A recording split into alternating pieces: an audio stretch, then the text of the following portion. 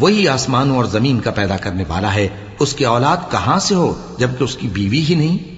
اور اس نے ہر چیز کو پیدا کیا ہے اور وہ ہر چیز سے باخبر ہے۔ یہی اوصاف رکھنے والا اللہ تمہارا پروردگار ہے، اس کے سوا کوئی معبود نہیں، وہی ہر چیز کا پیدا کرنے والا ہے، تو اسی کی عبادت کرو، اور وہ ہر چیز کا نگراں ہے۔ وہ ایسا ہے کہ نگاہیں اس کا ادراک نہیں کر سکتی جبکہ وہ نگاہوں کا ادراک کر لیتا ہے، اور وہ بھید جاننے والا ہے، خبردار ہے۔ اے پیغمبر، ان سے کہہ دو کہ تمہارے پاس تمہارے پروردگار کی طرف سے روشن دلیلیں پہنچ چکی ہیں، تو جس نے ان کو آنکھ کھول کر دیکھا اس نے اپنا بھلا کیا، اور جو اندھا بنا رہا اس نے اپنے حق میں برا کیا،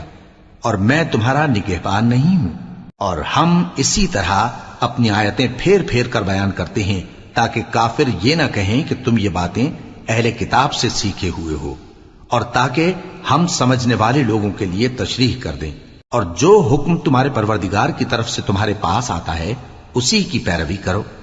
اس پروردگار کے سوا کوئی معبود نہیں، اور مشرکوں سے کنارہ کر لو۔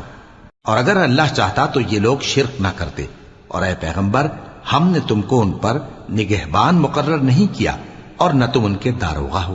اور جن لوگوں کو یہ مشرک اللہ کے سوا پکارتے ہیں ان کو برا نہ کہنا کہ یہ بھی کہیں اللہ کو بے ادبی سے بے سمجھے برا نہ کہہ بیٹھیں۔ اس طرح ہم نے ہر ایک امت کے اعمال ان کی نظروں میں اچھے کر دکھائے ہیں،